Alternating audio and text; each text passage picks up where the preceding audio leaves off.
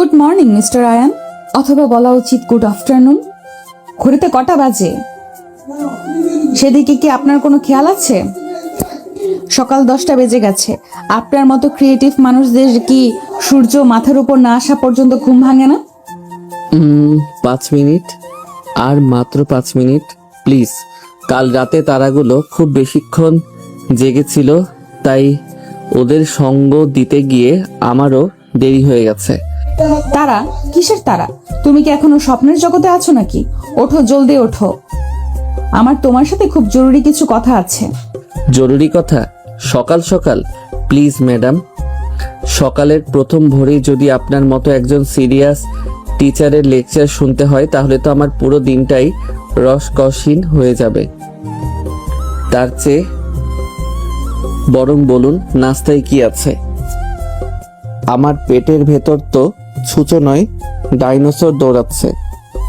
নাস্তার চিন্তা পরে, আগে আমার কথা শোনো। তোমার এই ছন্ন ছাড়া বোহেমিয়ান জীবনযাত্রা তোমার নিজের বাড়ির জন্য ঠিক ছিল আয়ান, কিন্তু এটা এখন আমারও বাড়ি, আর আমার বাড়িতে সবকিছু নিয়ম মেনে চলবে। তোমার ওই পাহাড় জঙ্গলের নিয়ম এখানে খাটবে না। হোয়াট? আপনার বাড়ি? ও হ্যালো ম্যাডাম, আপনার কি স্মৃতিশক্তি দুর্বল নাকি? কালকে কাজী সাহেব কিন্তু কবুল শব্দটা আমাদের দুজনকেই বলিয়েছিলেন। সেই হিসেবে বাড়িটা এখনো আমার, আর আমার বাড়িতে আমি আমার নিয়মেই চলবো। আপনার এই হিটলারি শাসন কলেজে আপনার স্টুডেন্টদের উপর চালাবেন, আমার উপর নয়। আমার স্টুডেন্টরা অন্তত নিয়ম কানুন মানে, তোমার মতো বান্দর নয় যে যখন যা ইচ্ছা তাই করে বেড়াবে। আর তর্ক করবে না, আমি যা বলছি চুপচাপ শোনো। কেন শুনবো? আপনি কে? আমার টিচার নাকি আমার বস? আমি তোমার স্ত্রী মিস্টার আয়ান, আর আপাতত তোমার জীবনের রিমোট কন্ট্রোলটা আমার হাতেই। তাই ভালো চাইলে ভদ্র ছেলের মতো আমার কথাগুলো শোনো। ওরে বাবা, স্ত্রী নাকি স্বৈরাচারী শাসক? আপনার কথা শুনে তো আমার এখনই ডিভোর্স দিতে ইচ্ছে করছে। সেই ইচ্ছেটা আপাতত 1 বছরের জন্য তুলে রাখো। এখন এই কাগজগুলো মনোযোগ দিয়ে পড়ো এবং নিচে সই করো। বিয়ের পরের দিন সকাল, ঢাকার এক অভিজাত এলাকার সুন্দর ছিমছাম একটা ফ্ল্যাট। এটা আইন আর মেহেরিনের নতুন সংসার, যদিও সংসার শব্দটার সাথে তাদের দুজনের মানসিকতার কোনো মিলই নেই। আয়ান, যার জীবন কাটে ব্যাকপ্যাক আর ক্যামেরা নিয়ে দেশ বিদেশ ঘুরে, সে এখন 4 দেওয়ালের ফ্ল্যাটে বন্দি। আর মেহরিন, যার জীবন চলে ঘড়ির কাঁটা আর রুটিন মেলে, সে এখন এক অগোছালো ছন্নছাড়া ফটোগ্রাফের স্ত্রী। গত রাতের বাসরটাও ছিল একেবারে সাদামাটা। মেহরিন স্পষ্ট করে আইনকে জানিয়ে দিয়েছিল যে এই বিয়েটা তার ইচ্ছের বিরুদ্ধে হয়েছে এবং সে যেন তার কাছ থেকে স্ত্রী হিসেবে কোনো কিছু আশা না করে। আইনও তার কথায় কোনো আপত্তি না করে নিজের বালিশ কম্বল নিয়ে সোফাতেই ঘুমিয়ে পড়েছিল। আজ সকালে ঘুম ভাঙতে সে দেখে মেহরিন তার সামনে এক গাদা প্রিন্ট করা কাগজ নিয়ে বসে আছে। তার মুখে একজন হেডমিস্ট্রেসের মতো গম্ভীর অভিব্যক্তি, আর তারপরে তাদের মধ্যে ওই কথোপকথনগুলো হয়। আইন কাগজগুলো হাতে নিয়ে বলে, এগুলো কি আমাদের বিয়ের কাবিননামার ফটোকপি, নাকি আপনি ডিভোর্স পেপারও রেডি করে ফেলেছেন? বাহ, আপনার স্পিড তো রকেটের চেয়েও বেশি। ফাজলামি বন্ধ করে পড়ো। এটা হলো আমাদের সংসারের সংবিধান, বা সহজ ভাষায় বলা যায় রুল বুক। আজ থেকে আগামী 1 বছর এই ফ্ল্যাটের ভেতর এবং বাইরে তোমাকে এই নিয়মগুলো অক্ষরে অক্ষরে পালন করতে হবে। আইন অবাক হয়ে রুল বুকের প্রথম পাতাটা খুলল। বড় বড় করে হেডিং লেখা, একটি সুশৃঙ্খল ও আদর্শ দাম্পত্য জীবনের জন্য অবশ্য পালনীয় নিয়মাবলী। আইন হেডিংটা পড়ে হাসিতে ফেটে পড়ল।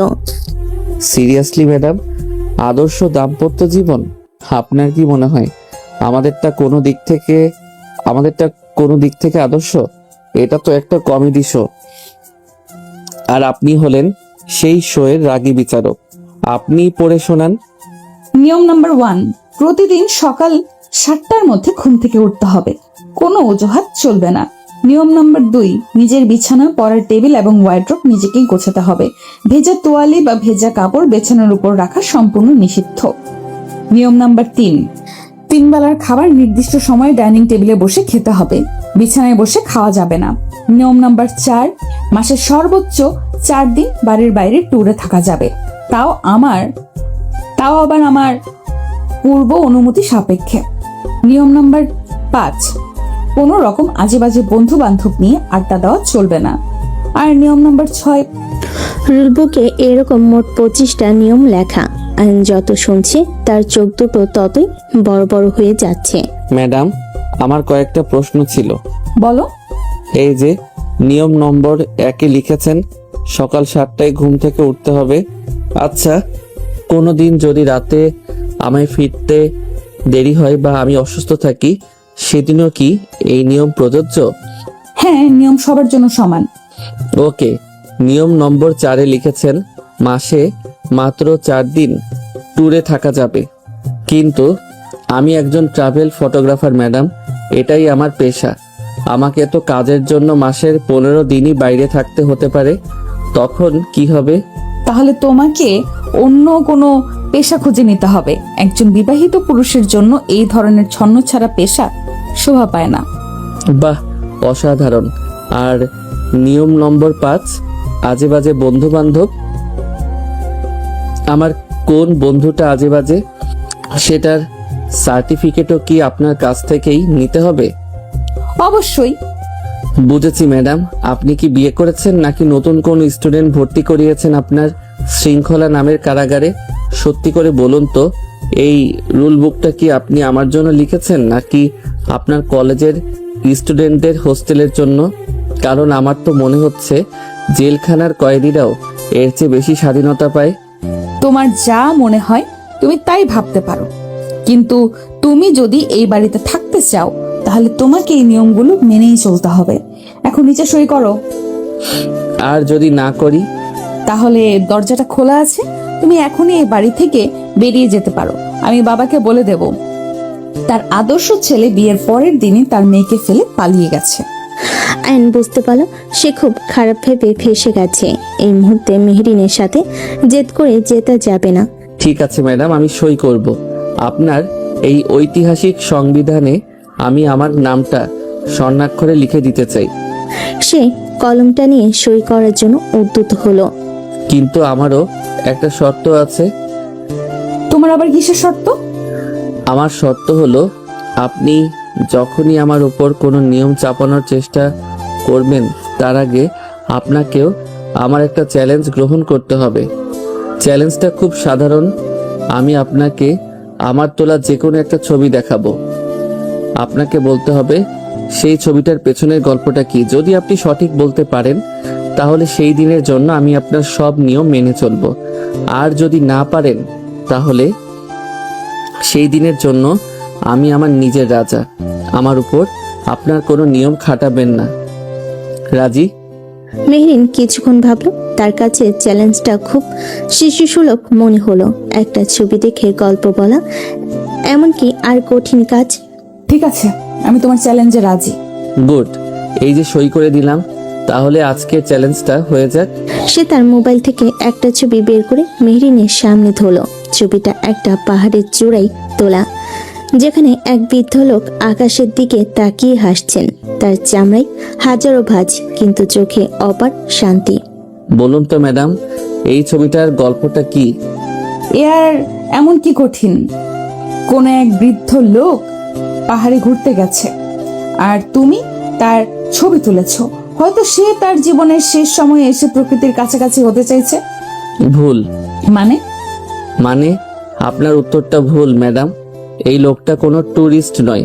এই লোকটার নাম শের সিং। উনি এই পাহাড়ের চূড়াতেই থাকেন একা, কারণ 30 বছর আগে এক ভূমিধসে উনি ওনার পুরো পরিবারকে হারিয়েছেন। কিন্তু উনি পাহাড়টাকে ছেড়ে যাননি, কারণ উনি বিশ্বাস করেন ওনার স্ত্রী আর সন্তানরা ওই পাহাড়ের আকাশেই তারা হয়ে আছেন। তাই উনি প্রতিদিন সন্ধ্যায় আকাশের দিকে তাকিয়ে তাদের সাথে কথা বলেন।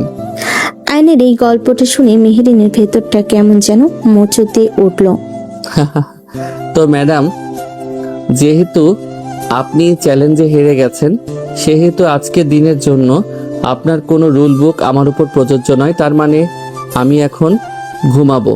আর হ্যাঁ, আমার কফিটা যেন ঠিক 11টায় আমার বিছানায় চলে আসে, চিনি ছাড়া।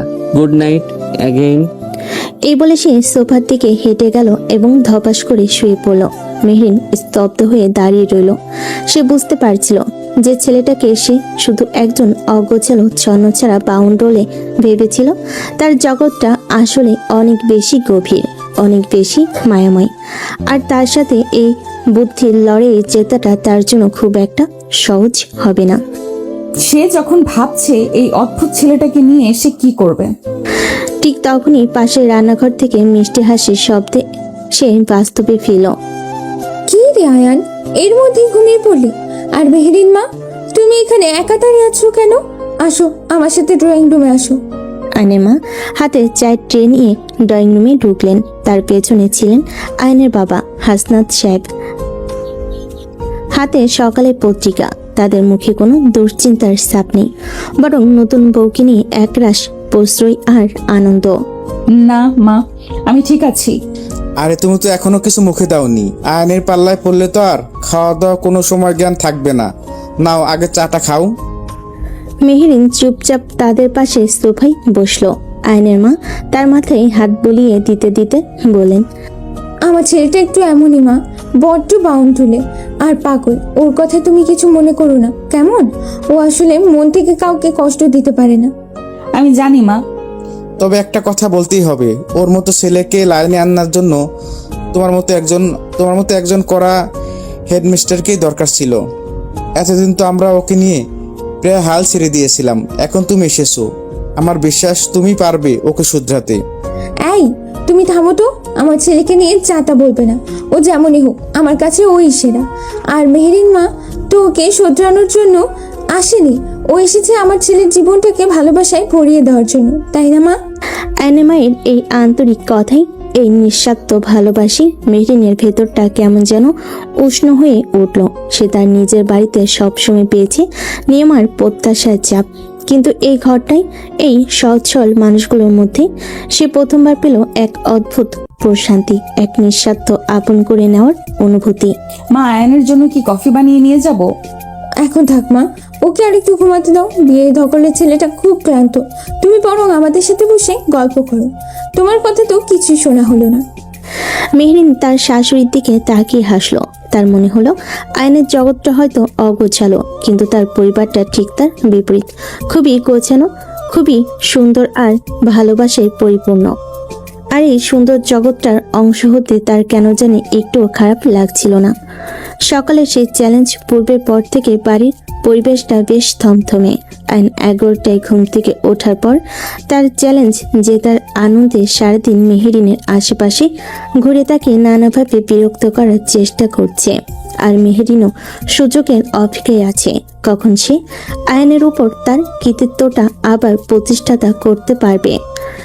আয়ন মেহেরিনের পড়ার ঘরে উকি দিয়ে বলে, কি ম্যাডাম, খুব পড়াশোনা হচ্ছে নাকি? কিসের উপর গবেষণা করছেন? How to control your husband in 10 days? তুমি যদি এখন এখান থেকে না যাও, তাহলে আমি how to file a divorce case in 10 minutes এই বিষয়ের ওপর গবেষণা শুরু করতে বাধ্য হব। বাব্বা, কি সাংঘাতিক হুমকি! আইন ভেতরে ঢুকে তার পড়ার টেবিলের সামনে দাঁড়ালো। আচ্ছা, একটা কথা বলুন তো ম্যাডাম, আপনি কি সারাদিন শুধু এই শুকনো বইয়ের পাতাই উল্টাবেন? চলুন না বিকেলে বাইরে থেকে কোথাও ঘুরে আসি। আজ বিকেলে আকাশটা কিন্তু খুব সুন্দর হবে মনে হচ্ছে, ছবি তোলার জন্য একেবারে পারফেক্ট। আমার কোনো আগ্রহ নেই, আর তাছাড়া একজন বিবাহিত এবং দায়িত্বশীল পুরুষের কি সারাক্ষণ এইভাবে ঘুরে বেড়ানো শোভা পায়? তোমার তো এখন সংসার নিয়ে ভাবা উচিত, তাই না? সংসার নিয়ে তো আমিই ভাবছি, কিন্তু সংসার তো আর শুধু ভাবলেই চলে না, পেটেও তো কিছু দিতে হয় নাকি? দুপুর হয়ে গেল, এখনো রান্না বান্নার কোনো নামগন্ধই নেই। আপনার মা তো আজ আত্মীয়ের বাড়ি গেছেন, আজ আমাদের কি হবে ম্যাডাম? আমরা কি আজ অনাহারে মারা যাব? ঠিক এই সুযোগটারই অপেক্ষায় ছিলাম আমি। সে চেয়ার ছেড়ে উঠে দাঁড়ালো, তার চোখে মুখে এক ধূর্ত হাসি। চলো আমার সাথে। আপনার সাথে কি আজ আমাকেও উপোস করতে হবে নাকি? না, সে আয়নের হাত ধরে প্রায় টেনে নিয়ে রান্নাঘরের দিকে যেতে যেতে বলল, আজ তুমি রান্না করবে। হোয়াট? আমি রান্না করব? আপনি কি সিরিয়াস ম্যাডাম? আমি তো আমার জীবনে এক কাপ চাও বানাইনি। আপনি আমাকে দিয়ে রান্না করানোর কথা ভাবছেন কিভাবে? কারণ আমি তোমাকে দায়িত্বশীল বানাতে চাই, আর দায়িত্বশীল হওয়ার প্রথম ধাপটাই হলো নিজের খাবারের ব্যবস্থা নিজে করা। আজ দুপুরে তুমি আমাদের দুজনের জন্য রান্না করবে, এটাই তোমার জন্য আমার আজকের চ্যালেঞ্জ। পারবে তো? কিন্তু আমি তো কিছুই পারি না। তাহলে শিখে নাও। মেহেরিন ফ্রিজ থেকে কিছু সবজি আর মুরগির মাংস বের করে দিল। তোমার হাতে যে স্মার্টফোন আছে, ইন্টারনেট আছে, ইউটিউবে লক্ষ লক্ষ রান্নার ভিডিও আছে, দেখে দেখে রান্না করো। আমি ঠিক 1 ঘন্টা পর আসবো। যদি দেখি খাবার রেডি হয়নি, তাহলে কিন্তু আজকের রাতের জন্য তোমার কপালে কোনো খাবার জুটবে না। এই বলে সে একটা বিজয়ী হাসি হেসে রান্নাঘর থেকে বেরিয়ে গেল। আয়ন হতভম্ব হয়ে কাঁচা মুরগি আর সবজির দিকে তাকিয়ে রইল। এ তো দেখি হিটলারের চেয়েও ভয়ঙ্কর। এ তো আমাকে না খাইয়ে মারার প্ল্যান করেছে। ঠিক আছে ম্যাডাম, আপনিও দেখবেন আয়ান রহমান কি জিনিস। আমিও আজ এমন রান্না করব যা খেয়ে আপনি আপনার আঙুল পর্যন্ত চাটতে বাধ্য হবেন।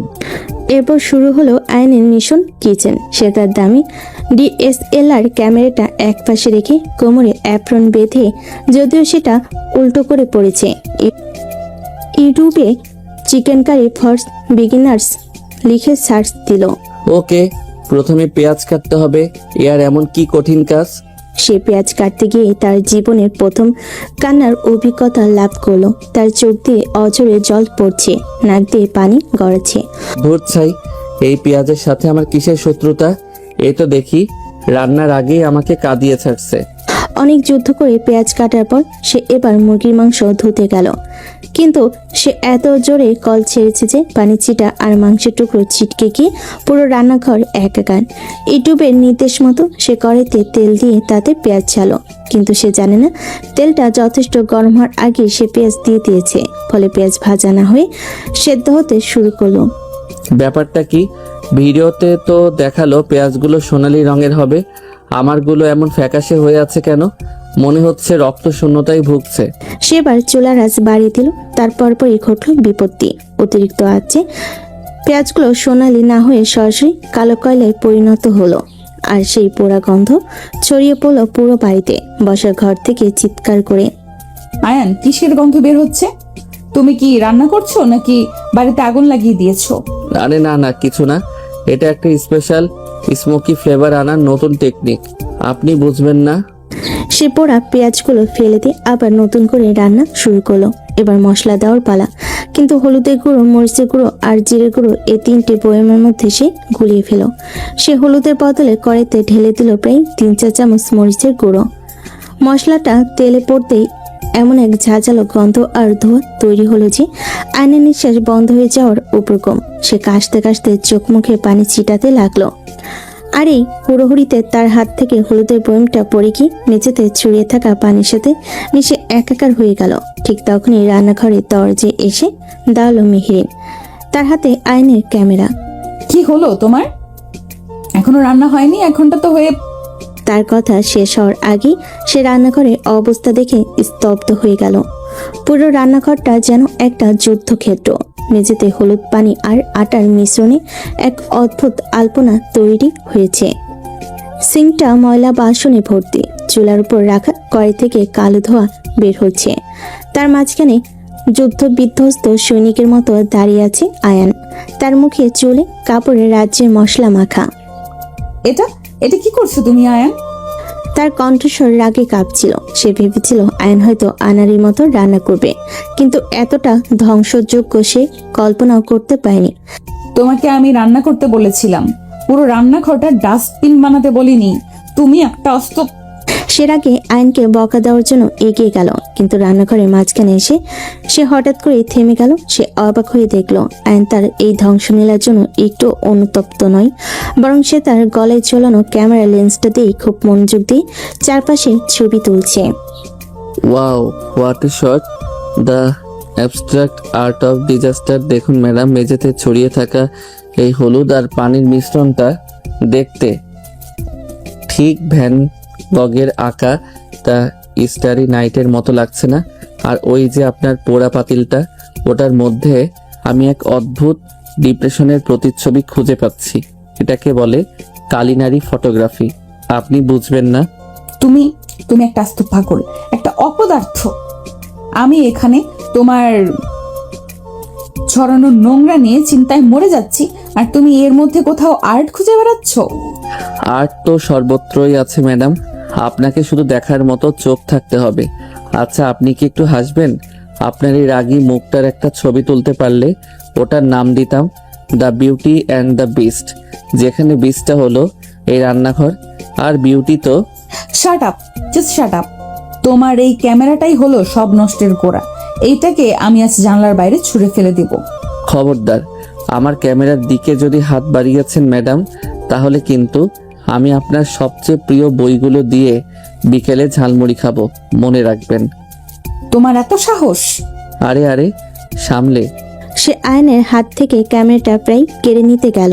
মেহরিন রাগে আয়নের হাত থেকে ক্যামেরাটা কেড়ে নিতে গেলে দস্তে দস্তে এক পর্যায়ে তার পা পিছলে গেল মেঝেতে পড়ে থাকা সেই হলুদ পানির পিচ্ছিল মিশ্রণটার উপর। সে মেহরিনকে বাঁচানোর জন্য মরিয়া হয়ে তার হাত ধরতে গেল, কিন্তু ততক্ষণে অনেক দেরি হয়ে গেছে। মেহরিনের পতনের টানে সে নিজেও ভারসাম্য রাখতে পারল না। পরের কয়েকটা মুহূর্ত যেন স্লো মোশনে ঘটল।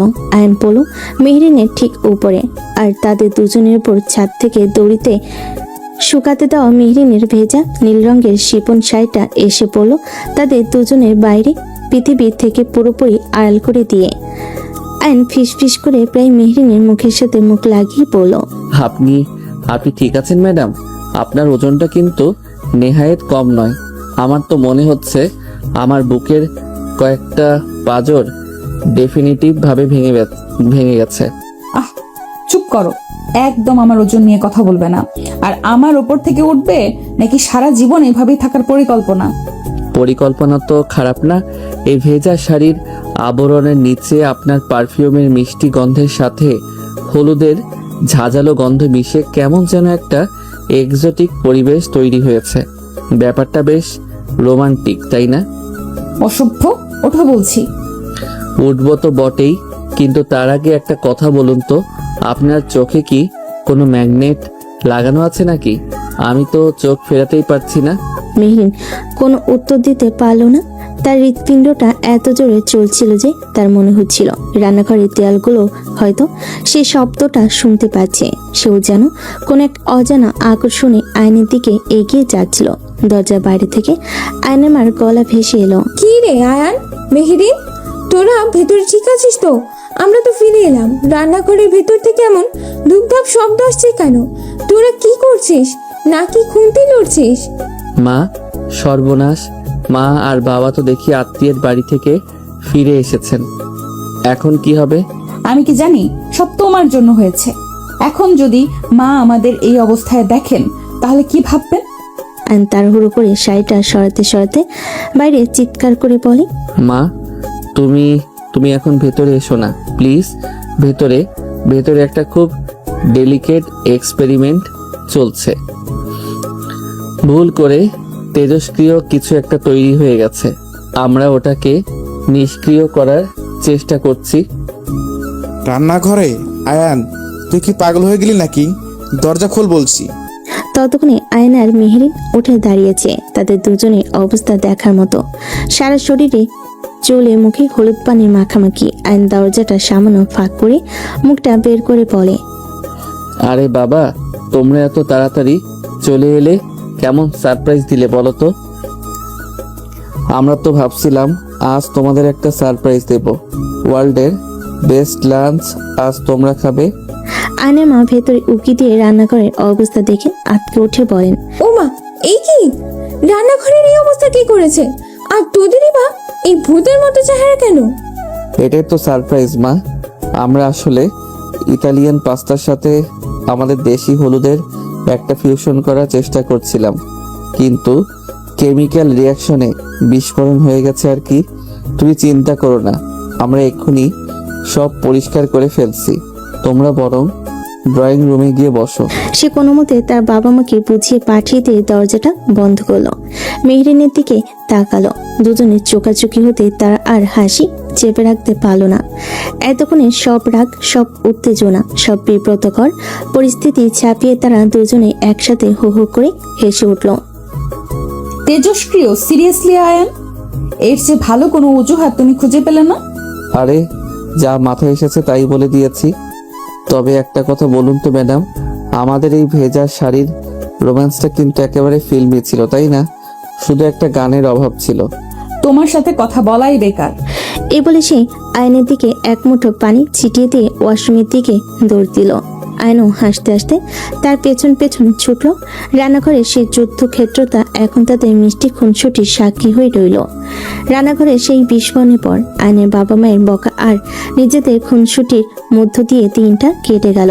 রাতের খাবার শেষে মেহরিন যখন তার পড়ার ঘরে বই নিয়ে বসতে যাবে, ঠিক তখনই আয়ন এসে তার পথ আটকে দাঁড়ালো। কোথায় যাচ্ছেন ম্যাডাম? আজকের দিনের ক্লাসের তো এখনো অনেক বাকি। মানে এখন আবার কিসের ক্লাস? আমার এখন পড়তে বসতে হবে, সামনে আমার স্টুডেন্টদের পরীক্ষা। আরে আপনার স্টুডেন্টদের পরীক্ষা তো এখনো অনেক দেরি, কিন্তু আপনার জীবনের পরীক্ষা তো প্রতিদিন চলছে। আর আজকের বিষয় হলো অ্যাস্ট্রোনমি, অর্থাৎ জ্যোতির্বিজ্ঞান। চলুন, আপনার ক্লাসটা আজ ছাদে হবে। ছাদে এত রাতে? তুমি কি পাগল হয়ে গেছো? আমার ঘুম পাচ্ছে। ঘুম তো রোজই পাই ম্যাডাম, কিন্তু আজকের মতো আকাশ রোজ পাওয়া যায় না। বাইরে তাকিয়ে দেখুন একবার, মেঘ কেটে গিয়ে আকাশটা কি পরিষ্কার হয়ে গেছে। বলেছিলাম না দুপুরে? এমন রাতে যারা বইয়ের পাতায় মুখ গুজে বসে থাকে তাদের মতো হতভাগা আর কেউ নেই। আমার এসব তারাটারা দেখতে ভালো লাগে না। আমার কাছে এগুলো শুধু গ্যাস আর ধুলোর পিণ্ড ছাড়া আর কিছুই না। বাহ, খুব তো সায়েন্স কপচান। চলুন তো, আজ আমি আপনার ওই সায়েন্সের ধারণাই বদলে দেব। সে প্রায় জোর করে মেহরিনের হাত ধরে ছাদের দিকে নিয়ে যেতে লাগলো। আর হ্যাঁ, এটা কিন্তু আমার সেই রুল বুকের চ্যালেঞ্জেরই অংশ। আজ সকালে তো আপনি হেরেছেন, তাই আজকের দিনটা আমার কথা তো আপনাকে শুনতেই হবে। ছাদের পরিবেশটা ছিল অসাধারণ। ঠান্ডা বাতাস, ঝিঝি পোকার ডাক আর মাথার উপর লক্ষ কোটি তারার মেলা। অ্যান্ড ছাদের এক কোণায় তার বিশাল দামি টেলিস্কোপটা সেট করতে শুরু করলো। এটা কি? তুমি তো দেখি আস্ত একটা অবজারভেটরি নিয়ে ঘোরো। এটা আমার সবচেয়ে প্রিয় বন্ধু ম্যাডাম। যখন পৃথিবীর মানুষদের উপর খুব রাগ হয়, তখন আমি এর চোখে চোখ রেখে অন্য কোনো জগতের সাথে কথা বলি। ওরা খুব ভালো শ্রোতা, কোনো অভিযোগ করে না, কোনো নিয়ম চাপিয়ে দেয় না। তার এই কথাই মেহরিনের বুকের ভেতরটা কেমন যেন করে উঠলো। আসুন ম্যাডাম, আপনার জন্য স্পেশাল শো শুরু হতে চলেছে। সে মেহরিনের হাত ধরে তাকে টেলিস্কোপের আইপিসের সামনে এনে দাঁড় করলো।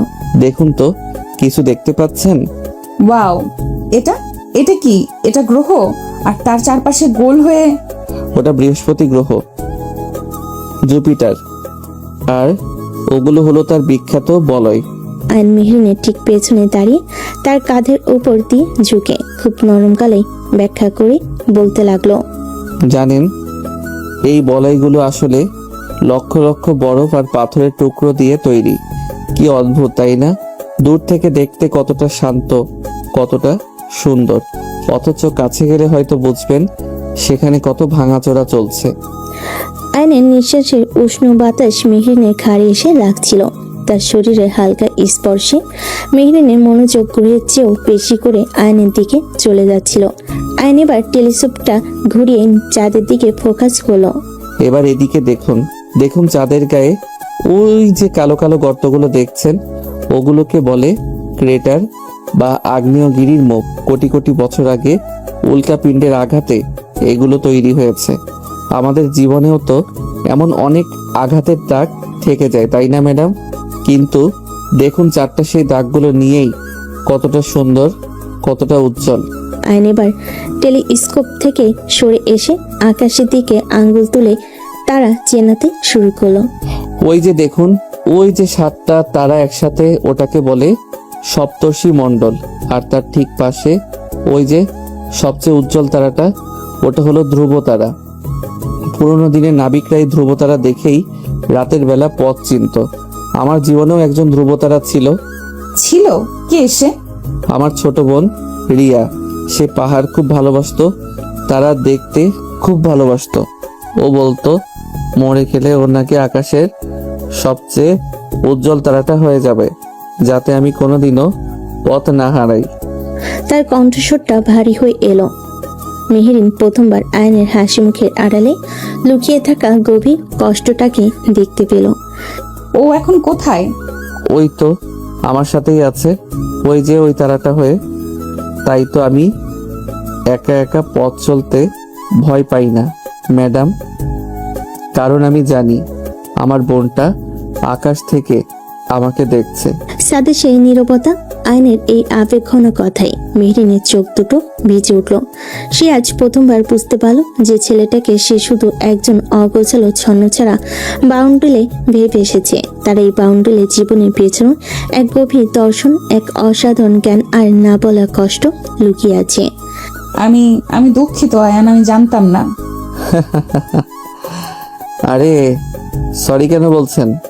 এটা তো আমার জীবনেরই একটা অংশ।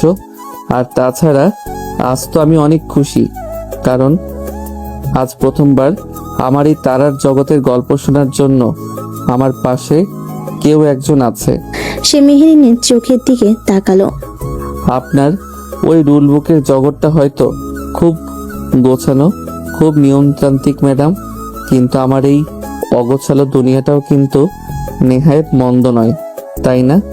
এখানে হয়তো নিয়ম নেই, কিন্তু শান্তি আছে, মায়া আছে। মেহরিন কোনো উত্তর দিল না। সে শুধু আয়নের চোখের দিকে তাকিয়ে রইল। আজ প্রথমবার তার মনে হলো আয়ানের অগোছালো পৃথিবীটাও সত্যিই খুব সুন্দর। হয়তো তার নিজের গোছানো পৃথিবীর চেয়েও অনেক বেশি সুন্দর, অনেক বেশি জীবন্ত। আর সেই সুন্দর জগতের অংশ হতে আমার কেন জানি খুব ইচ্ছে করছে। চাঁদের সেই তারা ভরা রাতের পর কেটে গেছে আরো প্রায় এক সপ্তাহ। আয়ন আর মেহরিনের সম্পর্কটা এখন এক অদ্ভুত মিষ্টি মন নিয়েছে।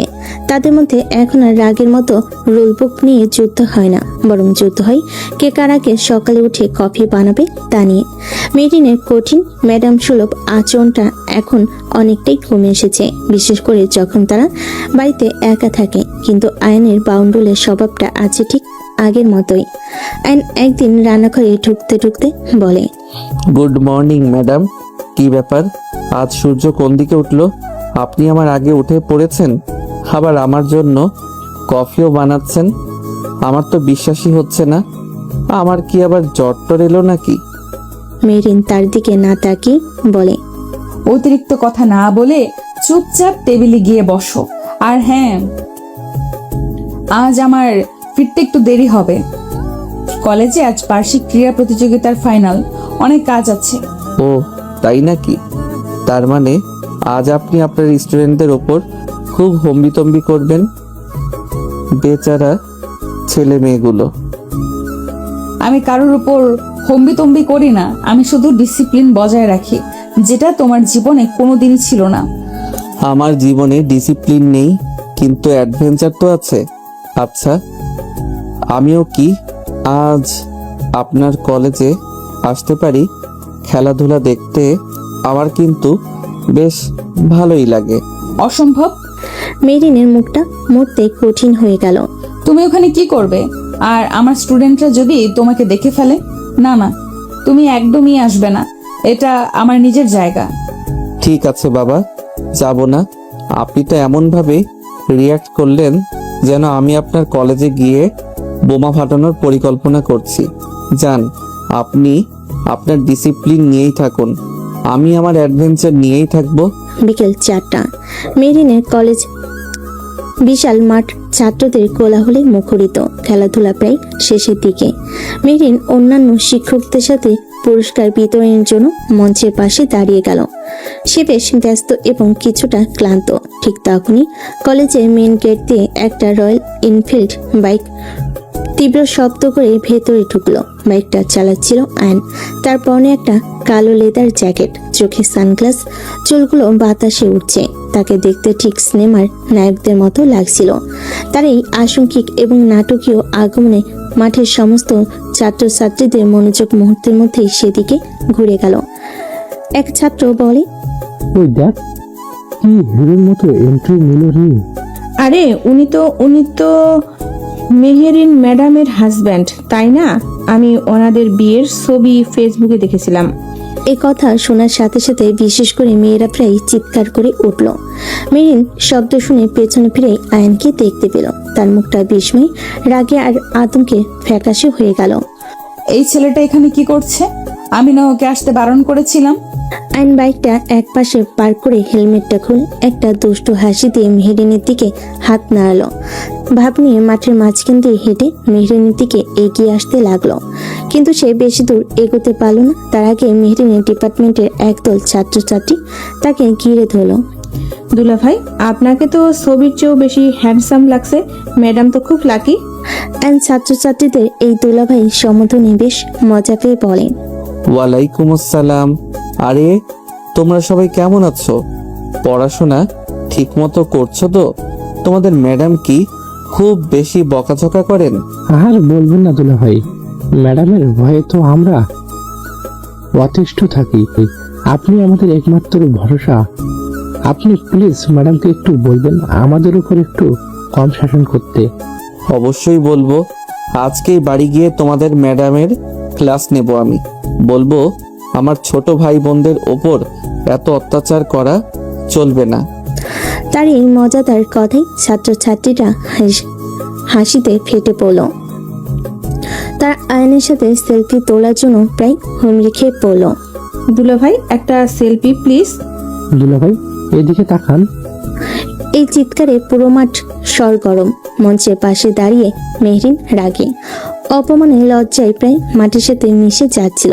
তার সহকর্মীরা তার দিকে তাকিয়ে মিটিমিটি হাসছে। তার কলেজের প্রিন্সিপাল পর্যন্ত ভুরুকুচকে এই দৃশ্য দেখছেন। তার এতদিনে বানানো কঠিন রাজবাড়ি শিক্ষিকার ইমেজটা যেন এক মুহূর্তে ধুলোয় মিশে যাচ্ছে। এই ছেলেটাকে আমি আজ ছাড়বো না। সে হনহন করে হেঁটে ভিড়ের দিকে এগিয়ে গেল। এখানে কি হচ্ছে? তোমাদের সবার কি আক্কেল জ্ঞান লোপ পেয়েছে? এটা কি কোনো সেলিব্রিটি শো চলছে?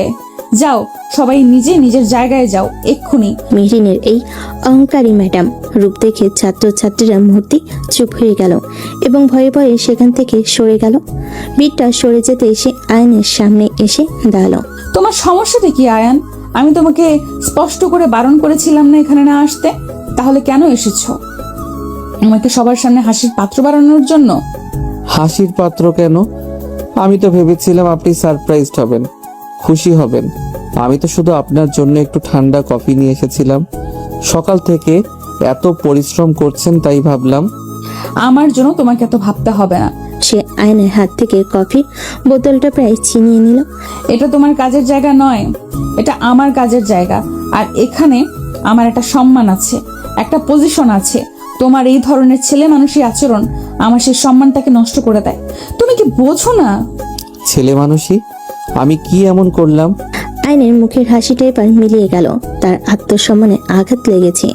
আমি তো শুধু তোমার সাথে দেখা করতে এসেছিলাম মেহেরিন। তোমার ছাত্রছাত্রীরা আমাকে ভালোবেসে দুলাভাই বলেছে, আমার সাথে দুটো কথা বলেছে। এতে তোমার সম্মান নষ্ট হয়ে গেল। সম্মান কি এতই ঠুনকো জিনিস যে দুটো কথার বাতাসে নষ্ট হয়ে যায়? আর তাছাড়া আমি এখানকারই ছাত্র, আসতেই পারি। তুমি বুঝবে না আয়ান, তোমার তো কোনো নির্দিষ্ট কাজের জায়গা নেই, কোনো বসের অধীনে কাজ করতে হয় না, তাই তুমি প্রফেশনালিজম শব্দটার মানেও বোঝো না। ঠিক বলেছ, আমি হয়তো প্রফেশনালিজম বুঝি না, কিন্তু আমি ভালোবাসা শব্দটার মানে বুঝি। আর আমি এটাও বুঝি যে ভালোবাসার মানুষটাকে সবার সামনে অপমান করতে হয় না। এই বলে সে আর এক মুহূর্ত দাঁড়ালো না। সে কোনো দিকে না তাকিয়ে চুপচাপ তার বাইকের দিকে হেঁটে গেল। তারপর বাইকে স্টার্ট দিয়ে যে পথে এসেছিল সেই পথেই তীব্র গতিতে বেরিয়ে গেল। মেহরিন স্তব্ধ হয়ে দাঁড়িয়ে রইল। সে বুঝতে পারছিল সে রাগের মাথায় আইনকে খুব বড় একটা আঘাত দিয়ে ফেলেছে। যে মানুষটা শুধু আমার জন্যই, আমাকে এক ঝলক দেখার জন্য এত দূর ছুটে এসেছিল, তাকে আমি সবার সামনে অপমান করলাম। ধ্যাৎ। তার ভেতরটা তীব্র অনুশোচনায় ছেয়ে গেল। কলেজের এই ঘটনার পর মেরিন যখন বাসে ফিরল তখন পুরো বাড়িটা অস্বাভাবিক রকমের চুপচাপ। আইন তার আগেই ফিরে এসেছে, কিন্তু তার কোনো সারা শব্দ নেই। মেহরিন দ্বিধাগ্রস্ত পায় তাদের শোবার ঘরের দিকে এগিয়ে গেল। দরজার সামনে এসে সে দেখল দরজাটা ভেতর থেকে বন্ধ।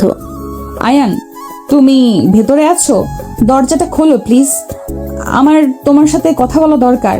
কিন্তু ভেতর থেকে কোন উত্তর এলো না। সে শুধু শুনতে পেল ঘরের ভেতর থেকে কিছু একটা ঘষার মৃদু একটানা শব্দ আসছে। আয়ান প্লিজ এমন করো না, আমি জানি আমি খুব অন্যায় করে ফেলেছি, আমি তোমাকে সবার সামনে ওভাবে আমার বলা উচিত হয়নি, আমি দুঃখিত। তবু কোনো সাড়া নেই। মেরিন হতাশ হয়ে দরজার সামনে বসে পড়ল। তার বুকের ভেতরটা তীব্র অপরাধ বোধে ভারী হয়ে আছে। সে বুঝতে পারছিল তার আজকের আচরণ আইনের আত্মসম্মানে কতটা আঘাত করেছে। যে ছেলেটা সবসময় হাসি খুশি থাকে, তাকে এতটা চুপ হয়ে যেতে সে কোনোদিন দেখেনি। সেই রাতে মেরিন ড্রয়িং রুমের সোফাতেই ঘুমিয়ে পড়ল, কিন্তু তার ঘুম বারবার ভেঙে যাচ্ছিল। সে কয়েকবার দরজার কাছে গিয়ে আবারও ফিরে এসেছে। সে আইনকে তার মতো করে থাকতে দিতে চেয়েছিল।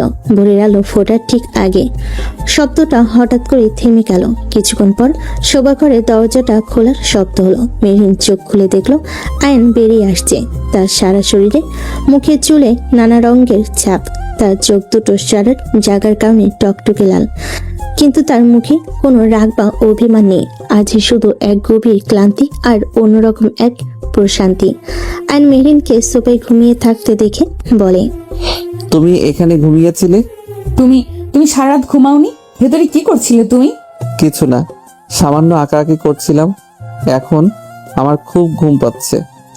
এই বলে সে আর দাঁড়ালো না। সে সোজা গেস্ট রুমে গিয়ে দরজা বন্ধ করে দিল। মেহেরিন হতভম্ব হয়ে তার যাওয়ার পথের দিকে তাকিয়ে রইল। কিছুক্ষণ সে দ্বিধাগ্রস্ত পায়ে তাদের শোবার ঘরের দিকে এগিয়ে গেল। ভেতরে ঢুকে ঘরের দৃশ্যটা দেখে সে বাকরুদ্ধ হয়ে গেল। তার নিঃশ্বাস যেন কয়েক মুহূর্তের জন্য বন্ধ হয়ে গিয়েছিল।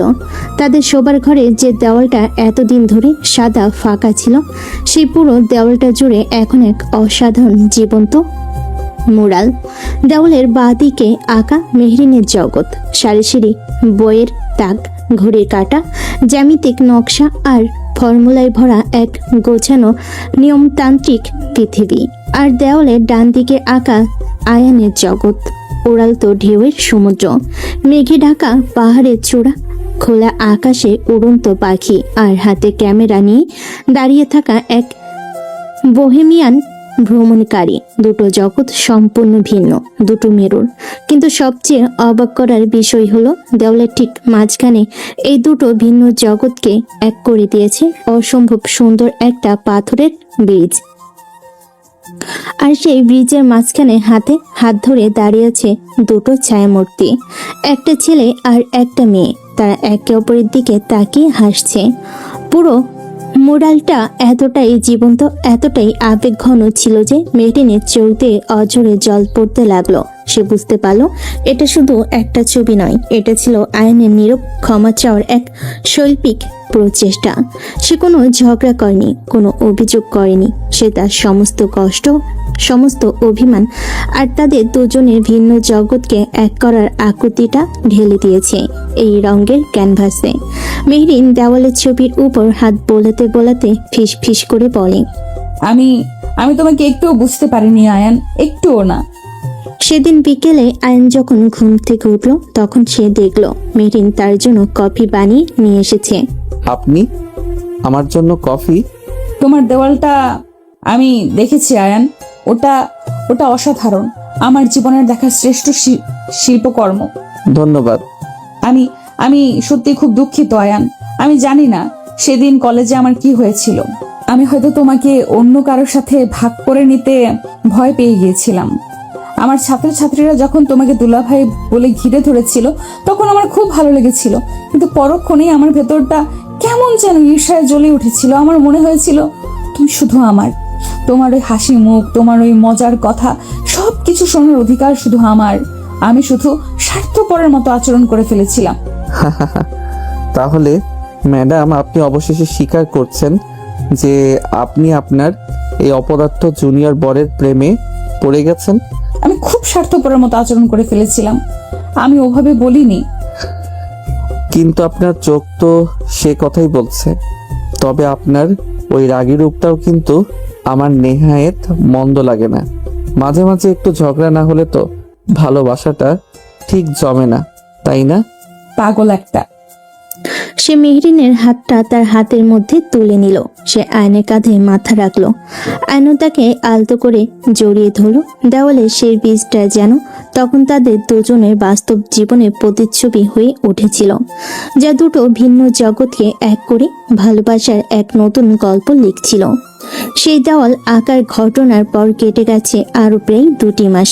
আয়ন আর মেহরিনের সংসারটা এখন আর যুদ্ধক্ষেত্র নয়, খুনসুটি আর ভালোবাসার এক মিষ্টি পাঠশালা।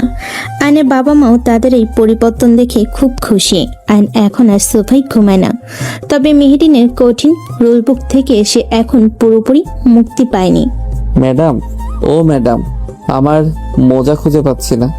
আপনি কি দেখেছেন আমার নীল রঙের মোজাটা? তোমার মোজা আমি কি করে জানবো? তোমার জিনিসপত্র তো তুমিই গোছাতে পারো না। দেখো, হয়তো তোমার ক্যামেরার ব্যাগের ভেতরে রেখেছো। পেয়েছি। Thank you madam. আপনি তো আমার চেয়েও ভালো করে জানেন আমার কোন জিনিসটা কোথায় থাকে। আপনি তো আমার হিউম্যান ট্র্যাকার। তাদের দিনগুলো এখন এমনই ছোট ছোট খুনসুটির মধ্য দিয়ে কাটে। কিন্তু একদিন এই সুখী সংসারে এক নতুন নাটকের আবির্ভাব হলো। সেদিন সকাল থেকে মেহরিনের শরীরটা ভালো লাগছিল না, হালকা মাথা ব্যথা আর গা ম্যাচম্যাচ করছিল। সে ভেবেছিল হয়তো কাজের চাপে এমন হচ্ছে, কিন্তু দুপুরের পর থেকে তার হালকা জ্বর এলো, সাথে হাসি কাশি। মেহরিন ফোনে কলেজের প্রিন্সিপালকে বলে, সরি স্যার, আমি হয়তো কাল কলেজে আসতে পারবো না, আমার শরীরটা খুব খারাপ লাগছে। সে ফোনটা রেখে সোফায় শুয়ে পড়ল। ঠিক তখনই আয়ন বাইরে থেকে বাসায় ঢুকলো। তার হাতে বাজারে ব্যাগ, মুখে চওড়া হাসি। সে এখন বাজার করতে শিখে গেছে। ম্যাডাম, আপনার জন্য আজ এমন জিনিস এনেছি যা দেখলে আপনি। তার কথা শেষ হওয়ার আগেই সে দেখলো মেহরিন সোফায় কম্বল জড়িয়ে শুয়ে আছে। তার মুখটা ফ্যাকাশে, চোখ দুটো লাল। দৌড়ে তার কাছে এসে বলে, কি হয়েছে তোমার? তোমার এই অবস্থা কেন? শরীর খারাপ? তেমন কিছু না, সামান্য সর্দি কাশি, ঠিক হয়ে যাবে। দেখি তো কপালে হাত দিয়ে। ও মাই গড, সামান্য? তোমার গা তো পুড়ে যাচ্ছে। দাঁড়াও, আমি এক্ষুনি ডাক্তারকে ফোন করছি। আরে না না, সামান্য জ্বরের জন্য ডাক্তার ভালো লাগে না, একটা প্যারাসিটামল খেলেই ঠিক হয়ে যাবে। চুপ, একদম চুপ। তুমি যখন অসুস্থ তখন তোমার কোনো মতামত গ্রাহ্য হবে না। এখন থেকে আগামী 24 ঘন্টা তুমি আমার কড়া নজরদারিতে থাকবে। তোমার খাওয়া দাওয়া, ওষুধ, সবকিছু দায়িত্ব আমার। এরপর শুরু হলো আয়নের অপারেশন মেহরিন। সে এমনভাবে মেহরিনের সেবা করতে শুরু করলো যেন তার কোনো সাধন জ্বর সর্দি নয়, বরং কোনো মরণ ব্যাধি হয়েছে। আয়ন হাতে একটা বাটি নিয়ে বলে, নিন ম্যাডাম, এটা খেয়ে নিন। আপনার জন্য স্পেশাল হার্বাল স্যুপ বানিয়েছি। ইয়াক, এটা কি এত বাজে গন্ধ কেন? আরে এটা তো মহৌষধ।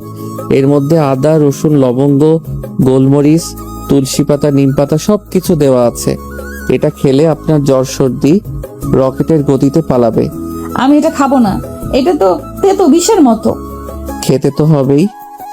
আপনি যদি ভালোই না খান তাহলে কিন্তু আমি আপনার নাকে চিমটি দিয়ে। সে জোর করে চামচটা মেহরিনের মুখের কাছে নিয়ে গেল। অনেক যুদ্ধ করে আধা বাটি স্যুপ গেলানোর পর সে এবার মেহরিনের কলেজের বইপত্র নিয়ে বসলো। আপনার তো সামনে ক্লাস টেস্টের খাতা দেখতে হবে, তাই না? দিন, আমি আপনার কাজটা এগিয়ে দিচ্ছি। আপনার লেকচারের নোটগুলো আমি বানিয়ে দিচ্ছি। না না, তোমায় কিছু করতে হবে না, তুমি তোমার সব স্টুডেন্টকে ফেল করিয়ে দেবে। আরে আমাকে এতটাও গাধা ভাববেন না ম্যাডাম, আমিও তো পড়াশোনা করেছি নাকি? কিন্তু 1 ঘন্টা পর মেহরিন যখন দেখলো আয়ন তার লেকচার নোটে ফিজিক্সের সূত্রের সাথে ফিলোসফি মিশিয়ে একাকার করে ফেলেছে, তখন সে আর তাকে তার বইপত্র ধরতে দিল না।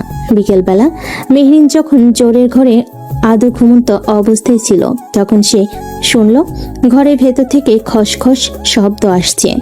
সে চোখ খুলে অবাক হয়ে গেল। আয়ন তাদের ড্রয়িং রুমের মাঝখানে একটা ছোট্ট টেন্ট কাটিয়েছে। ভিতরে 2টো স্লিপিং ব্যাগ, একটা হারিকেন লণ্ঠন আর তার গিটারটা রাখা। সে টেন্টের ভিতর থেকে উকি দিয়ে বলল, সারপ্রাইজ ম্যাডাম, কেমন লাগছে আমাদের ইনডোর ক্যাম্পিং সাইট? এসব কি আয়ান? ঘরের ভেতরে টেন্ট কেন? কারণ আপনার মনটা খুব খারাপ, তাই না? অসুস্থ হলে শরীর তো খারাপ থাকেই, সাথে মনটাও খারাপ হয়ে যায়। তাই ভাবলাম আপনার মনটা একটু ভালো করে দেই। আপনি তো আর আমার সাথে পাহাড়ে ক্যাম্পিং করতে যাবেন না, তাই আমি পাহাড়টাকে আপনার জন্য এখানে নিয়ে এলাম। মেহরিন তার এই ছেলে মানুষই কিন্তু আন্তরিক কাণ্ডে না হেসে পারল না। চলুন ম্যাডাম, আজ রাতটা আমরা এই টেন্টের ভেতরেই থাকবো। আমি আপনাকে তারা চেনার গল্প শোনাবো, গান শোনাবো। আমার অসুস্থ শরীর নিয়ে টেন্টে ঘুমাতে হবে? আরে অসুস্থ রোগীর জন্যই তো পরিবেশ বদলানো দরকার। চলুন তো। সে প্রায় জোর করে মেহরিনকে টেন্টের ভিতরে নিয়ে গেল। ভেতরে নরম কম্বল আর বালিশ দিয়ে খুব সুন্দর করে বিছানা করা। হারিকেনের নরম আলোয় পরিবেশটা যেন রোমান্টিক লাগছে। ঠিক তখনই আইন টেন্টের বাইরে থেকে কোথা থেকে যেন 2টো ধোয়া ওঠা মাটির ভাঁড় নিয়ে এলো। এই নিন আপনার জন্য স্পেশাল মাটির ভাঁড়ের চা। অসুস্থ শরীরে এটার কোনো তুলনাই হয় না। এটা তুমি কোথায় পেলে? আরে আমাদের বাসার কাছে একটা টং দোকান আছে, ওখানকার মামার হাতের চা অমৃত। আমি তো প্রতিদিন বিকেলবেলা ওখানেই আড্ডা দেই। তার দুজন টেন্টের ভিতর বসে মাটির ভারে করে চা খেতে লাগলো। চায়ের মাটির সোদা গন্ধ আর হেরিকেনের আলো সবকিছু মিলে এক অদ্ভুত ভালো লাগার অনুভূতি হচ্ছিল মেহরিনের। আইন হঠাৎ করেই বলল, জানেন ম্যাডাম, এই মাটির ভাঁড়ের চা দেখলেই আমার ছোটবেলার কথা মনে পড়ে যায়। আমরা তখন গ্রামে থাকতাম। শীতের সকালে বাবা আমাকে নিয়ে মেলায় যেতেন, আর সেখানে গিয়ে আমি বায়না ধরতাম মাটির ভাঁড়ে করে চা খাবো। তাই তোমার ছোটবেলা তো তাহলে খুব মজার ছিল। ছিল তো বটেই। আপনার ছোটবেলা কেমন ছিল ম্যাডাম? আপনিও কি আমার মতোই দুষ্ট ছিলেন, নাকি একেবারে প্রথম থেকেই হেড মিস্ট্রেস? আমি কোনোদিনই তোমার মতো দুষ্ট ছিলাম না আয়ান। আমি ছিলাম খুব শান্ত, খুব একা। বাবা মায়ের একমাত্র মেয়ে। তাদের সব প্রত্যাশা ছিল শুধু আমাকে ঘিরেই। আমাকে সব সময় ক্লাসে ফার্স্ট হতে হবে, সেরা স্কুলে পড়তে হবে, সেরা রেজাল্ট করতে হবে। এই ছিল আমার জীবন। আমার কোনো বন্ধু ছিল না। আমার খেলার সাথী ছিল শুধু আমার বইগুলো। এই প্রথমবার মেহরিন আয়নের সামনে তার কঠিন ম্যাডাম সত্তা ছেড়ে তার ভেতরের একাকী সাধারণ মেয়েটার মতো করে কথা বলল। আয়নও খুব মনোযোগ দিয়ে তার কথা শুনছিল। তাহলে তো আপনার ছোটবেলাটা খুব বোরিং ছিল ম্যাডাম। ছিল হয়তো, কিন্তু এখন আর নেই। কেন? কারণ এখন আমার জীবনে তোমার মতো একটা দুষ্টু বন্ধু এসেছে, যে আমার বোরিং জীবনটাকে রঙিন করে তুলেছে। এই সহজ আন্তরিক স্বীকারোক্তিতে আয়নের ভেতরটা আনন্দে ভরে গেল। সে কিছু না বলে তার গিটারটা হাতে তুলে নিল এবং একটা নরম মিষ্টি সুর বাজাতে শুরু করলো। সেই সুরের সাথে সেই মাটির ভারীর চায়ের গন্ধ মিলেমিশে তাদের সেই ছোট্ট টেন্টের ভেতরটা যেন পৃথিবীর সবচেয়ে সুখী জায়গায় পরিণত হলো। মেহরিনের অসুস্থতা এখন অনেকটাই সেরে গেছে। আয়নের ক্যাম্পিং থেরাপি আর যত্ন তার শরীরের চেয়েও বেশি কাজ করেছে মনের উপর। তাদের সম্পর্কটা এখন আর শুধু স্বামী স্ত্রীর খুনসুটিতে সীমাবদ্ধ নেই, বরং পরিণত হয়েছে এক গভীর বন্ধুত্বে। তারা এখন একে অপরের সাথে তাদের ছোট ছোট আনন্দ কষ্ট সবই ভাগ করে নিতে শুরু করেছে। ম্যাডাম, এই ম্যাডাম, আমার ওয়ালেটটা দেখেছেন? কোথাও খুঁজে পাচ্ছি না। আজ মাসের প্রথম দিন। আপনাকে তো আপনার মাসোহারাটা দিতে হবে, তাই না? তোমার ওয়ালেট তো তোমার প্যান্টের পকেটেই থাকে। দেখো, গতকাল যে জিন্সটা পরেছিলে ওটার ভেতরেই হয়তো আছে। ও হ্যাঁ, পেয়েছি। আইন তার ময়লা কাপড়ে স্তূপ থেকে জিন্সটা বের করে পকেট থেকে ওয়ালেটটা বের করতে গেল, কিন্তু তাড়াহুড়ো করতে গিয়ে ওয়ালেটটা তার হাত ফসকে নিচে পড়ে গেল। আর ঠিক তখনই ওয়ালেটের ভেতর থেকে ভাঁজ করে রাখা একটা পূর্ণ কিছুটা বিবর্ণ হয়ে যাও ছবি ছিটকে বেরিয়ে এলো। মেহরিন তখন ঘর গোছাচ্ছিল। সে ঝুঁকে পড়ে ছবিটা হাতে তুলে নিল। ছবিটা একটা পাহাড়ের চূড়ায় তোলা। সেখানে আয়ন দাঁড়িয়ে আছে। তার মুখে কৈশোরের চাপল্য আর বিশ্বজয়ের হাসি। আর তার পাশে তাকে জড়িয়ে ধরে হাসি মুখে দাঁড়িয়ে আছে অসম্ভব মিষ্টি দেখতে একটি মেয়ে। ছবিটা দেখার সাথে সাথেই কোনো এক অজানা কারণে মেহেরিনের বুকের ভেতরটা ধক করে উঠল। তার মুখের হাসিটা মুহূর্তেই মিলিয়ে গেল। আরে আরে, এটা কোথায় পেলে? দাও, আমাকে দাও। সে মেহেরিনের হাত থেকে ছবিটা প্রায় কেড়ে নিতে গেল, কিন্তু মেহেরিন ছবিটা ছাড়ল না। কে এই মেয়েটা? মানে কি বলছো? আমি জিজ্ঞেস করছি এই মেয়েটা কে? দেখতে তো বেশ খুব হাসি মুখ, হাসি খুশি মনে হচ্ছে। তোমার গার্লফ্রেন্ড ছিল নাকি, নাকি এখনো আছে? তুমি তুমি কি জেলাস ফিল করছো ম্যাডাম? আয়ন তার ঈর্ষাটা বুঝতে পেরে মজা করার লোকটা সামলাতে পারল না। বাহ, আমার অহংকারী ম্যাডাম এখন জেলাসিও ফিল করতে শিখে গেছেন। উন্নতি তো হচ্ছে। হ্যাঁ, ও আমার খুবই কাছের একজন ছিল, আমার জীবনের সবচেয়ে কাছের মানুষ ছিল, তার মানে এখন আর নেই? ব্রেকআপ হয়ে গেছে বুঝি? নাকি তুমি ওকে ধোকা দিয়েছো? তোমার মতো বাউন্ডুলে ছন্ন ছাড়া ছেলের উপর তো আর ভরসা করা যায় না। মেহরিন, সত্যি কথাটা শুনতে গায়ে লাগছে তাই না? মেয়েটার জন্য আমার মায়াই হচ্ছে। বেচারি হয়তো তোমার পাল্লায় পড়ে জীবনটা নষ্ট করে ফেলেছিল। চুপ করো মেহরিন, প্লিজ চুপ করো। আয়নের কণ্ঠস্বর কানেই ধরে এলো। তার হাসি খুশি মুখটা মুহূর্তেই ফ্যাকাশে যন্ত্রণা কাতর হয়ে গেল। তার এই অবস্থা দেখে মেহরিন ভয় পেয়ে গেল। সে বুঝতে পারল সে হয়তো এমন কিছু বলে ফেলেছে যা তার বলা উচিত হয়নি। আয়ান, আমি সরি, আমি ওভাবে বলতে চাইনি। আমি শুধু না, দোষটা তোমার নয়, দোষটা আমারই উচিত ছিল তোমাকে সবকিছু আগে বলার। সে মেহরিনের হাত থেকে ছবিটা নিল। তারপর পরম মমতায় ছবিটার উপর হাত বোলাতে বোলাতে বলল, ওর নাম রিয়া। ওই যে তোমাকে তারা দেখিয়ে বলেছিল, মনে আছে? আমার ছোট বোন, আমার একমাত্র বোন, আমার জীবনের ধ্রুবতারা। সেদিন ধ্রুবতারার কথাও বলেছিলাম, মনে আছে তোমার? তার মানে এই মেয়েটা আয়ানের বোন আর আমি তাকে নিয়েছি? ও তোমার চেয়ে বেশি পাগল ছিল জানো। পাহাড় ছিল ওর প্রথম প্রেম। সুযোগ পেলে আমার সাথে ব্যাকপ্যাক নিয়ে বেরিয়ে পড়তো, বলতো ভাইয়া আমি একদিন পৃথিবীর সবচেয়ে উঁচু পাহাড়ের চূড়ায় উঠবো, আর সেখান থেকে চিৎকার করে বলবো আমি পৃথিবীকে ভালোবাসি। এই ছবিটা বান্দরবানের কেউ ক্রাডংয়ের চূড়ায় তোলা। ও সেদিন কি খুশি হয়েছিল, আমাকে জড়িয়ে ধরে বলেছিল ভাইয়া আমি একদিন এভারেস্টও জয় করব। দেখো, আমি ওকে কথা দিয়েছিলাম পরের বার ওকে নিয়ে এভারেস্ট বেস ক্যাম্পে যাব। কিন্তু সেই পরের বারটা আর আসেনি মেহরিন। এর ঠিক 6 মাস পর একটা রোড অ্যাক্সিডেন্টে ও আমাদের সবাইকে ছেড়ে চলে গেল একেবারে। সে কিছুক্ষণ চুপ করে রইল। সে আর কথা বলতে পারল না। তার গলা পুজে এলো। মেহরিন স্তব্ধ হয়ে দাঁড়িয়ে রইল। তার নিজের চোখ দিয়েও অঝরে জল পড়ছে। তার ভেতরটা তীব্র অনুশোচনা, তীব্র কষ্টে পুড়ে যাচ্ছিল। ও চলে যাওয়ার পর আমার পৃথিবীটা যেন শেষ হয়ে গিয়েছিল। আমি খাওয়া দাওয়া, পড়াশোনা সবকিছু ছেড়ে দিয়েছিলাম। প্রায় 1 বছর আমি ঘর থেকে বের হইনি। তারপর একদিন ওর পুরনো ডায়েরিটা খুঁজে পাই। সেখানে ও লিখেছিল ওর স্বপ্ন নাকি শুধু পাহাড় জয় করা নয়, ওর স্বপ্ন হলো ওর ভাইয়া একদিন পৃথিবীর সেরা ট্রাভেল ফটোগ্রাফার হবে। ওর তোলা ছবি দেখে যেন পুরো পৃথিবীর মানুষ মুগ্ধ হয়ে যায়। সেদিন আমি আবার নতুন করে বাঁচার কারণ খুঁজে পেয়েছিলাম মেহরিন। আমি ওর স্বপ্নটাকে নিজের স্বপ্ন বানিয়ে নিয়েছিলাম। আমি ক্যামেরা হাতে তুলে নিয়েছিলাম শুধু ওর জন্য।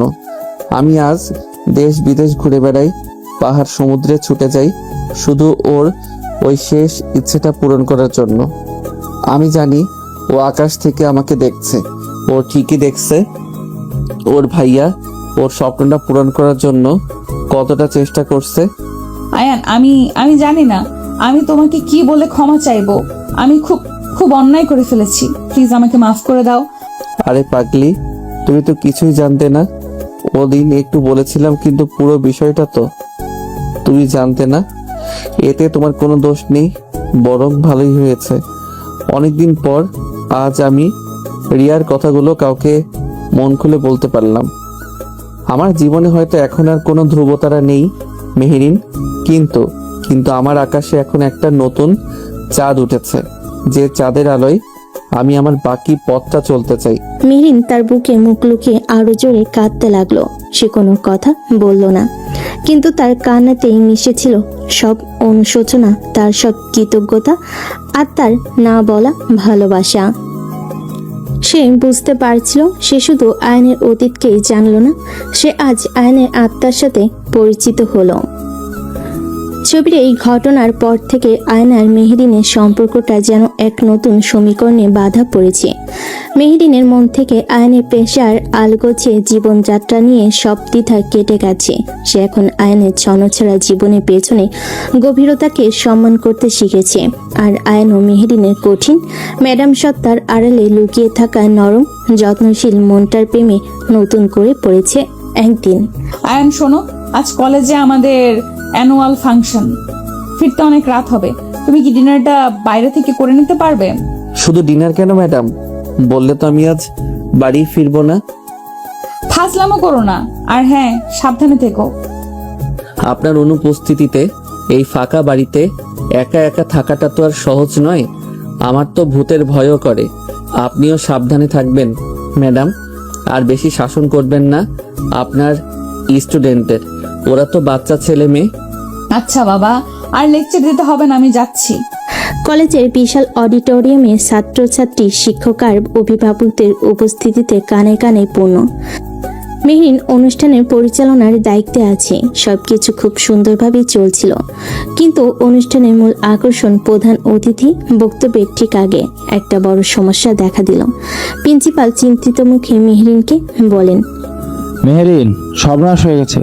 Chief guest doctor Imtiaz Ahmed হঠাৎ করে রাস্তায় অসুস্থ হয়ে পড়েছেন। উনি হাসপাতালে আছেন, কোনোভাবেই আসতে পারবেন না। হোয়াট বলেন কি স্যার? এখন কি হবে?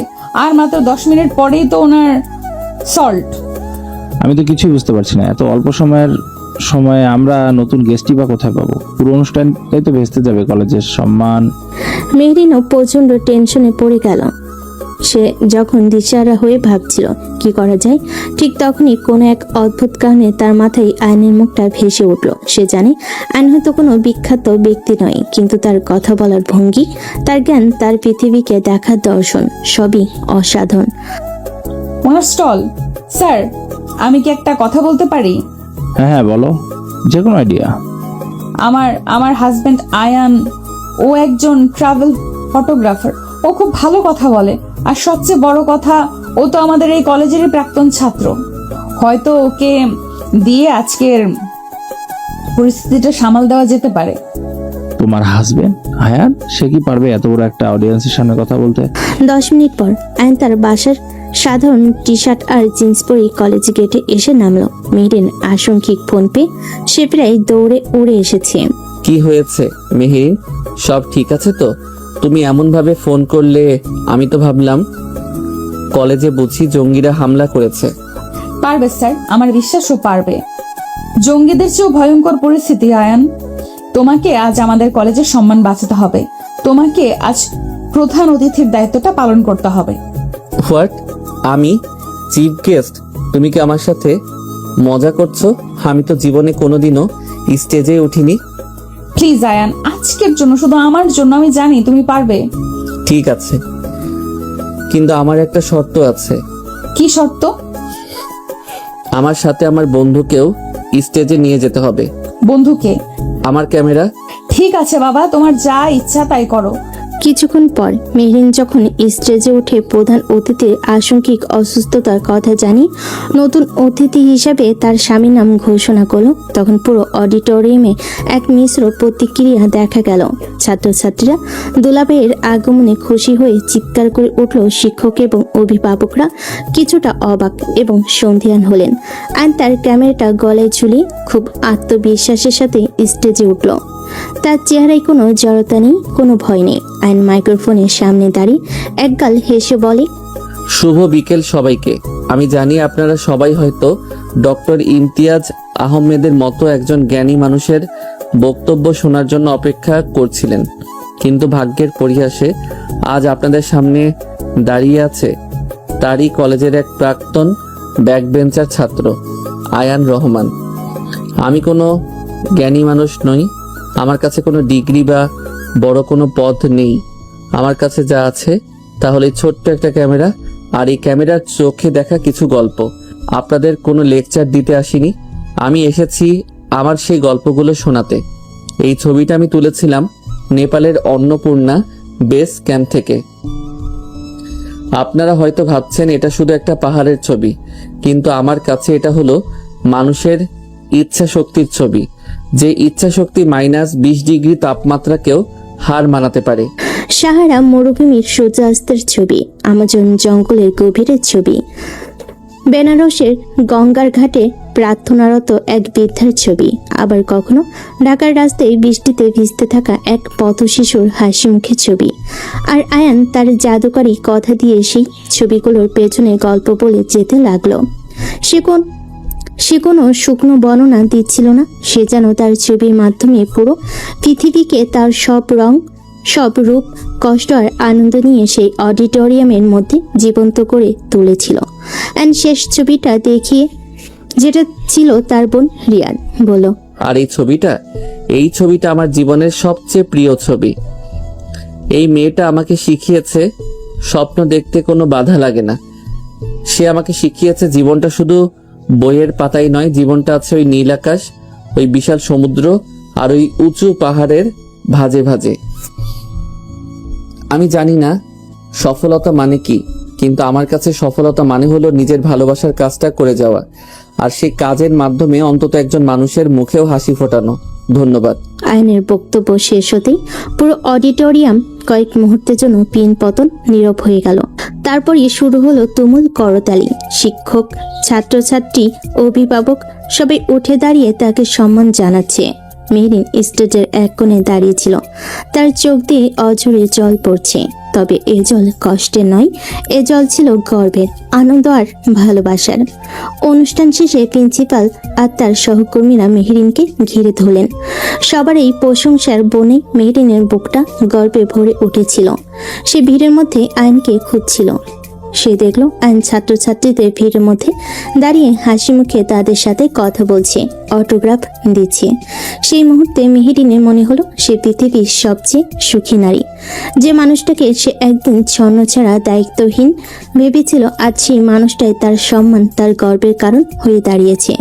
সে বুঝতে পারছিল তার অহংকারের শেষ দেওয়ালটাও আজ ভেঙে পড়েছে, আর সেখানে তৈরি হয়েছে ভালোবাসার এক বিশাল সুন্দর পৃথিবী। কলেজের অনুষ্ঠানের পর কেটে গেছে আরো প্রায় 2টি মাস। আয়ন আর মেহেরিনের জীবনটা এখন এক নতুন খাতে পৌঁছছে। কলেজে সেই ঘটনার পর থেকে আয়ন এখন শুধু মেহেরিনের স্বামী নয়, সে যেন পুরো কলেজের হিরো হয়ে গেছে। আর মেহেরিনের মধ্যেও এসেছে এক আকাশ পাতাল পরিবর্তন। তার কঠিন রাশভারী ম্যাডাম সত্তাটা এখন অনেকটাই নরম হয়ে এসেছে। সে এখন হাসতে শিখেছে, ভালোবাসতে শিখেছে, আর সবচেয়ে বড় কথা, সে তার স্বামীর অগোছালো জগৎটাকে মন থেকে সম্মান করতে শিখেছে। ম্যাডাম, ও ম্যাডাম, আমার ক্যামেরার লেন্সটা দেখেছেন? আমি তো টেবিলের উপরে রেখেছিলাম। তোমার টেবিল তো এখন আর টেবিল নেই আয়ান, ওটা তো একটা জাদুঘর হয়ে গেছে। কোনটা যে কি তা খুঁজে বের করা আমার কর্ম নয়। দেখো, হয়তো তোমার বইয়ের তাকের ভেতরে রেখেছো। পেয়েছি, থ্যাংক ইউ। আমার হারানো জিনিসের পার্সোনাল ডিটেকটিভ। তুমি না থাকলে তো আমি কবেই হারিয়ে যেতাম। এখনো তো খুব বেশি দেরি হয়ে যায়নি। মেহেরিন রান্নাঘর থেকে বলে, তাদের দিনগুলো এখন এমনই ছোট ছোট মিষ্টি খুনসুটির মধ্যে দিয়ে কাটে, কিন্তু তাদের সম্পর্কটা বন্ধুত্ব এবং খুনসুটির বাইরে। ভালোবাসার সেই গভীর স্তরটাকে এখনো স্পর্শ করতে পারেনি। তারা এখনো এক ছাদের নিচে থেকেও দুটো ভিন্ন বিছানায় ঘুমায়। তাদের মধ্যে সবকিছু আছে, শুধু স্বামী স্ত্রীর সেই পবিত্র অধিকারটা ছাড়া। সেদিন সন্ধ্যাবেলা আয়ন যখন বাসে ফিরল, তখন তার হাতে একটা বড় খাম, তার মুখে বিশ্বজয়ের হাসি। মেহেরিন, কোথায় তুমি? তোমার জন্য একটা বিশাল সারপ্রাইজ আছে। কি হয়েছে? এত খুশি খুশি লাগছে কেন? লটারি জিতেছো নাকি? লটারির চেয়েও বড় কিছু। মনে আছে আমি মাস কয়েক আগে ন্যাশনাল জিওগ্রাফিকের একটা ফটোগ্রাফির প্রতিযোগিতায় আমার কিছু ছবি পাঠিয়েছিলাম? হ্যাঁ মনে আছে। তারপর? তারপর তারপর হলো এই, আমি সেই প্রতিযোগিতায় সাউথ এশিয়া জোন থেকে প্রথম হয়েছি, আর এটা হলো আমার পুরস্কারের টাকা। ও মাই গড আয়ান, এটা তো অনেক টাকা। আমার বিশ্বাসই হচ্ছে না। কংগ্রেচুলেশন। কি সরি আয়ান, আমার জন্য তোমাকে অনেক কষ্ট পেতে হয়েছে তাই না? আমার অহংকার, আমার জেদ সবকিছুই তোমাকে। আমার জীবনের সব রুল বুক তো তুমি কবেই ছিঁড়ে ফেলেছো আয়ান। এখন আমার একটাই নিয়ম, আর সেটা হলো তুমি। আমি তোমাকে ভালোবাসি মেহেরিন, আমার জীবনের চেয়েও বেশি। আয়ান কি করছো? নামাও আমাকে। আমিও তোমাকে ভালোবাসি আমার বোহেমিয়ান বর।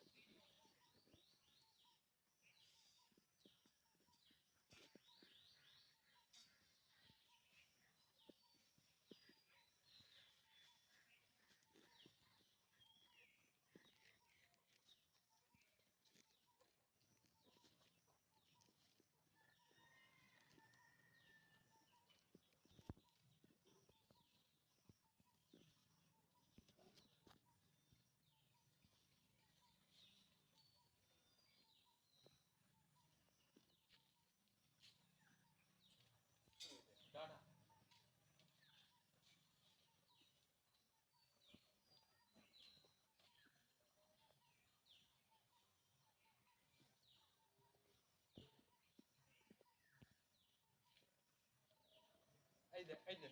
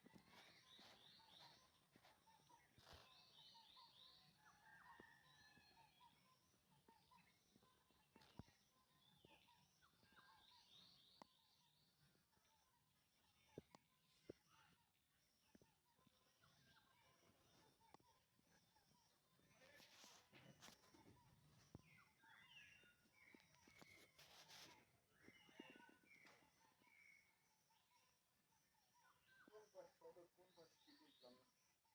কি করলাম